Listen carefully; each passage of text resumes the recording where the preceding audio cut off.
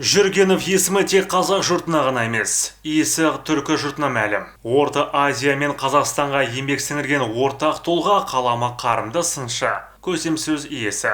Арда азаматтың туғанына 125 жыл толуына орай ашылған көрме 4 бөлімнен тұрады. Сондай-ақ облыстық музей қорында жинақталған 60-қа жуық құнды мұралар қойылған. Ашылу салтанатында Темірбек Қараұлы Жүргенов қоғамдық қорының төрағасы Сәпен Аңсадов сөз сөйлеп, оның өмірі мен қызметі жайлы өз ойымен бөлісті. КСР кеңістігінде ешбір ұлттан өнерінің, мәдениетін, әдебиетін кем еместігін дәлелдеген, рухы өлмеген қазақтың ұлттарын бірден-бір дәлелдеген Жүрген.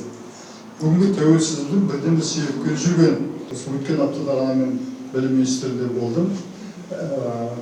Оқулыққа енгізуді мәселе ұсынып жүрсем де, сол өтпей жүреді, Алла қаласа өтетін болды. Ибрай Алтынсаринатындағы академияға өсіміне жаңа болған министр сонда президент болған академиядан соған жіберді. Олар зерделеп жүрген оқулыққа кіргізу жұмысымен айналысып жатыр. Сіздерге ризашылық айтамын, рахмет айтамын.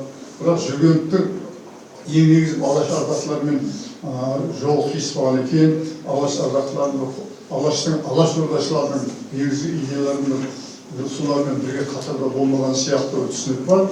Шынымен де ол бірге болған жоқ, бірақ негізгі алаш арыстарының арманы, мұраты, мақсаты, мүддесін Жүрген министр болып тұрған кезде Өзбекстанда да, Қазақстанда да ол тек ғана бұйрық беруші, пәрмен беруші, жаңағы соны айтып қана қоюшы емес, соны нақты іске асырушы, өз қолымен іске асырған сондай жасампаздығы.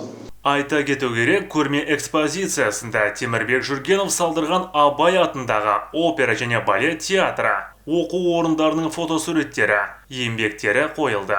Отбасылық өмірі ұстазы Тұрмағамбет Істілеуовтың шығармалары, Жүргеновтың халық жауы атануы сөз болды.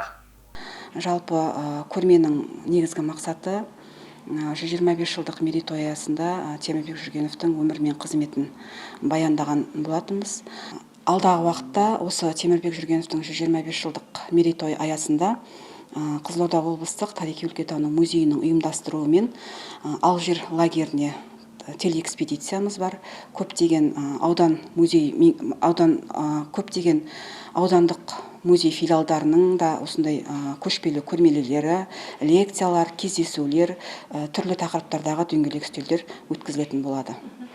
Алаш арысының құрметіне ашылған көрме жыл соңына дейін жалғасатын болады. Ол жаз Дәуіт Шапағат Торғай Нұрдәулет Саду Индира Раисова Қызылорда қоғамдық телеарнасы.